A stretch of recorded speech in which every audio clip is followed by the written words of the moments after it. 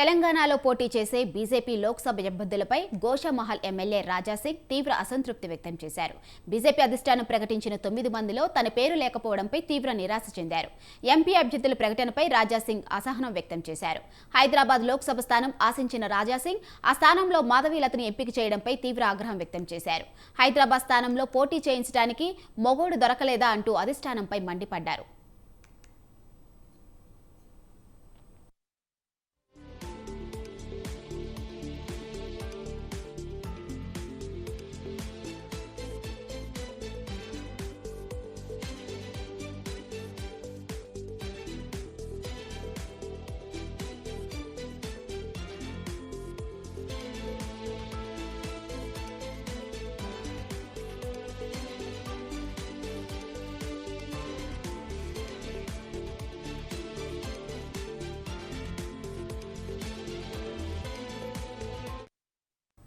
ఇక అసెంబ్లీ ఎన్నికల్లో గోషామహల్ నుంచి గెలిచిన రాజాసింగ్ లోక్సభ ఎన్నికల్లో పోటీ చేయాలని ఆదేశించారు.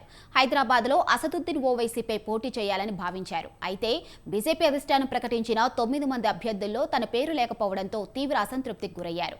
హైదరాబాద్ స్థానానికి మాధవీలత పేరు ప్రకటించడంతో అధిష్టానంపై తీవ్ర ఆగ్రహం వ్యక్తం చేశారు.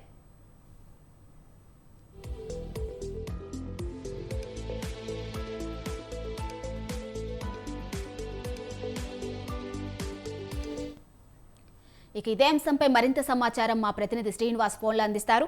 చెప్పండి శ్రీనివాస్, దేశవ్యాప్తంగా బీజేపీ అధిష్టానం ప్రకటించిన 9 మందిలో గోషామహల్ ఎమ్మెల్యే రాజాసింగ్ పేరు లేకపోవడంతో తీవ్ర ఆగ్రహం వ్యక్తం చేసినట్లు తెలుస్తుంది. దీనిపై అప్డేట్స్ ఏంటి? మాధురి, నిన్న బీజేపీ కేంద్ర అధిష్టానం ప్రకటించినటువంటి తెలంగాణ అభ్యర్థులు 9 మంది. ఇందులో రాజాసింగ్ పేరు లేకపోవడంతో చాలా అసంతృప్తికి లోనవుతున్నాడు. అయితే గత అసెంబ్లీ ఎన్నికల్లో రాజాసింగ్ గోషామహల్ నుండి ఎమ్మెల్యేగా ఎన్నికయ్యారు. అయితే ఇప్పుడు వచ్చే పార్లమెంట్ ఎన్నికల్లో కూడా హైదరాబాద్ పార్లమెంటు స్థానంపై తాను పోటీ చేస్తానని అధిష్టానాన్ని పలుమార్లు చెప్పారు.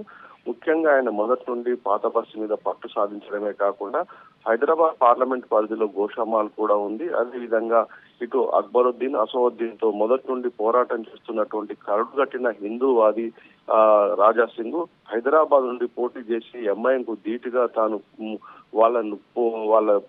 వాళ్ళకు ఉన్నటువంటి ఆగడాలను అడ్డుకుంటానన్నటువంటి సవాల్ చేశారు. ఆ సవాల్కు అనుకూలంగానే అధిష్టానం తనకు పార్లమెంటు టికెట్ ఇస్తుందన్నటువంటి ఆశాభావంతో ఉన్నారు.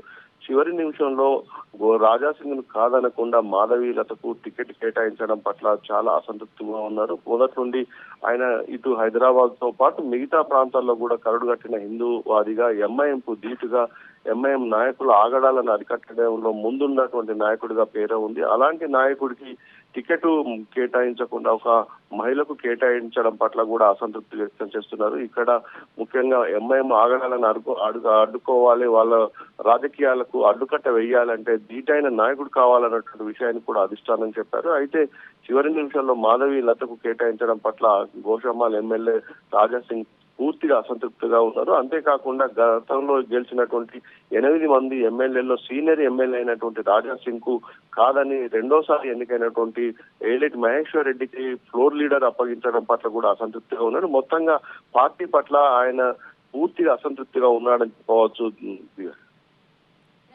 శ్రీనివాస్.